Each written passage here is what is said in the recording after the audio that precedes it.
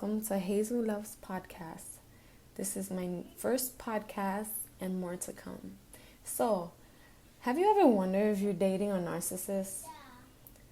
Are you wrong for leaving the situation? Well, listen to a few of the steps to find out if you are with a narcissist and when it's time to leave.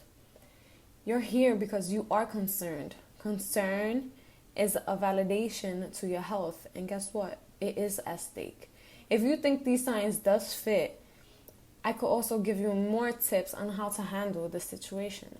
So first, yes, they are charming at first. Maybe they do text you constantly. They tell you they love you within the first few months. Is this called love bombing? Maybe they do tell you how smart you are, how compatible you are, even if you just started seeing each other. Narcissists think they do deserve to be with other people who are special, and that special people are the only ones who can appreciate them fully. But as soon as you do something that disappoints them, even if it's something so simple, they could definitely turn on you. And usually, you have no idea of exactly what you did. So how does narcissist treats you, or they turn on you, actually has nothing to do with you and everything to do with their own beliefs. So if someone came on too strong in the beginning, just be aware. Sure, we all love to feel lusted or loved, but real love has to be nurtured and grown. If you think it's too early for them to really love you, it probably is. Or if you feel like they don't know enough about you to actually love you, they probably don't. People with NPD will try to manufacture superficial connects early into the relationship. 2, they hog the conversation. Yes, they do.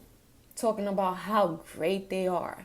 Narcissists love to constantly talk about their own accomplishments and achievements. They do this because they feel better and smarter than anyone else, and also because it helps them create an appearance of being self-assured. Have you ever noticed everything to them is actually their self-image? Their self-image. They don't care about nobody but themselves. So narcissists will often exaggerate their accomplishments, their talents, and their stories in order to gain or other. They're also too busy talking about themselves to listen to even what you have to say. The warning is 2 parts here. First, your partner won't stop talking about themselves. And second, your partner won't even engage in conversation about you. What happens when you do talk about yourself? Do they ask follow-up questions and express interest to learn more about you? Or do they make it all about themselves?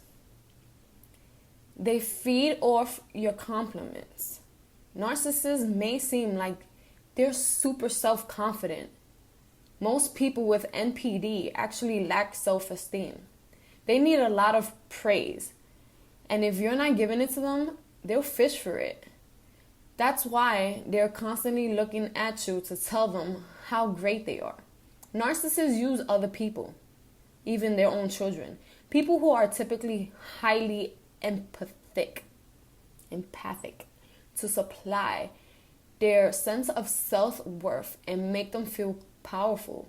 But because of their own low self-esteem, their egos can be slighted very easily, which increases their need for compliments. Folks who are usually self-confident won't solely rely on you or anyone else to feel good about themselves. The main difference between folks who are confident and those with NPD is that narcissists need more to lift them up, and lift themselves up only by putting others down. 2 things people with high self-confidence do not do. Narcissists punish everyone around them for their lack of self-confidence. They do lack lack of empathy, or the ability to feel how another person is feeling. Narcissists lack the skill to make you feel seen, validating, understood or accepted because they don't grasp the concept of feelings. They basically don't have no feelings. They really cold-hearted people. They don't do emotion that belongs to others. Does your partner care when you've had a bad day at work, fight with your best friend, or a situation with your parents? Or do they get bored when you express the things making you mad or sad because it's nothing about them? They don't have many long-term friends. Most narcissists won't have any long-term friends. They pick on you constantly. Maybe at first it felt like they teasing you or playing with you, but then it gets meaner. It gets constantly consistent in the behavior. Suddenly everything you do, from what you wear to eating to hanging out with your friends or your family, and what you watch on TV is a problem for them. They'll put you down, call you names, hit you with hurtful one-liners, or even hurt you physically, and make jokes that aren't even quite funny. Their goal is to lower other self-esteems so that they can increase their own. It makes them feel better about themselves because it makes them feel, the main word right now, it makes them feel powerful. What's more, reacting to what they say only reinforces their behavior. A narcissist loves a reaction. That's because it shows them that they have the power to affect another person's emotions. This is a warning sign. If they knock you down with insults, when you do something worth celebrating, just get away. A narcissist might say, you were able to do that because I didn't sleep well, or some excuse to make it seem like you have an advantage that they didn't have.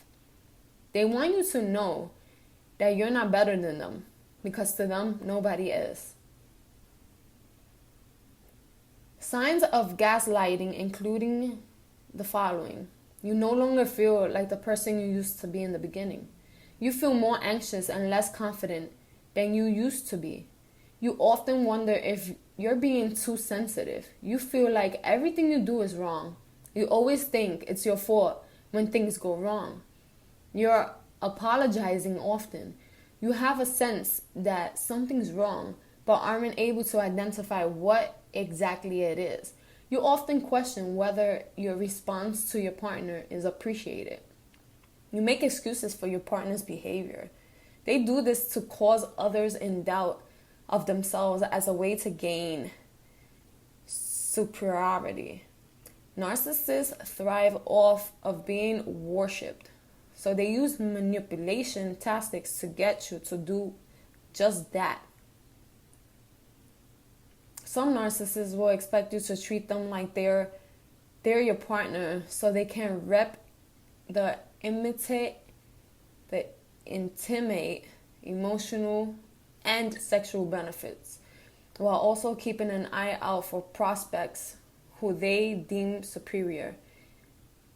If you speak up and own your feelings about their disrespect, they will blame you for causing a fuss, call you crazy, and use it as further reason not to commit fully to you. If you don't say a word, that also gives a non-spoken message that you don't deserve to be respected. If it sounds like a lost situation, that's because it is. But remember that you deserve someone who is as committed to you as you are to them. You may be dating a narcissist if you feel like your partner does this, doesn't hear you or listen to you, won't understand you, doesn't take responsibility of their part in the situation, doesn't ever try to compromise, showing up for dinner reservations late, not calling when they say they would, canceling important plans last minute, like meeting up with you and your friends or your family. As soon as you back away, a narcissist will try that much harder to keep you in their lives. At first, they may love you. They'll say all the right things to make you think they have changed. But as soon as enough, and they'll nail it and put you right into their arms, and wrap you around their finger, they will show you they never actually changed.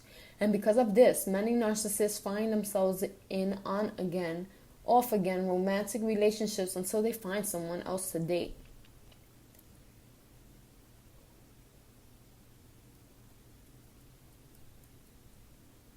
If you have a chance to leave a situation that you see little waking up signs, like them telling you they love you in the beginning and you know it's too early, or having some control if they see you on your social media, on your Facebook or on your Instagram, and they come and they tell you, oh, who's this? Who's that?